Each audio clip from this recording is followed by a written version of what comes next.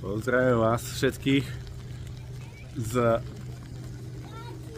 osla, síce neslnečného, ale takto príjemne zaťahnutého s prehánkami. V pozadí môžete všimnúť Nordic Line, krásny prístav a za mnou veľké múzeum impresionistu Muncha. Ja vám práve prinášam zo strechy opery, ktorú som sa práve odhodol zdolať. Vyzerám, že v taký upršaný čas tu je najvhodnejší na čistenie fasády, ale aspoň nepotrebujú toľko vody. Takže najbližšie zábery a veci si so mnou vychutnajte. No, samozrejme, že to počasie by mohlo byť aj krajšie, ale niekedy si termín nevyberete. Takéto pekné výhľady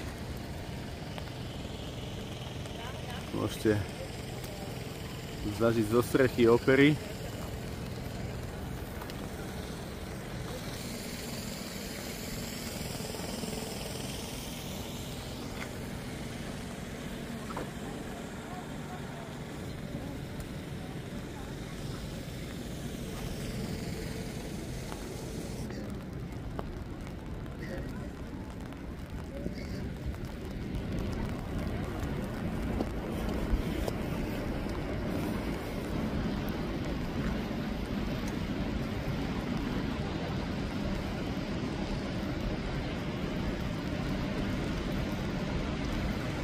Ešte jedno pozvanie, presne ako v Koloseu,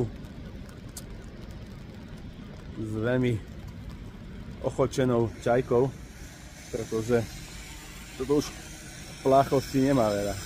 Pozrite, ako sa rada fotí. Ešte si dokonca zobne. No toto. Ajajaj. Dokonca jej to aj chutilo. Pozrite sa. Na prvý dojem celkom zaujímavá stavba, naozaj. Ten, kto ju stával, mal fakt nejaký talent. Výhliadka na ulicu, no samozrejme tento hotel, ktorý je fakt naozaj dosť blízko. Naozaj.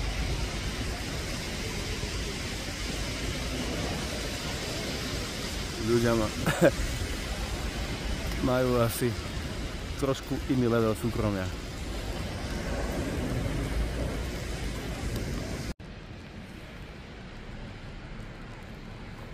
Toto je pohľad zvonku zo strechy dovnútra.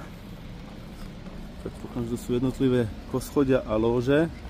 A dole máme zase ďalších návštevníkov.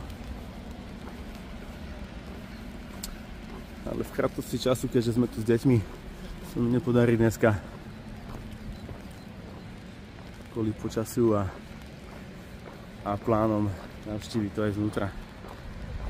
Takže prihlásim sa vám potom zase s nejakým ďalším príspevkom.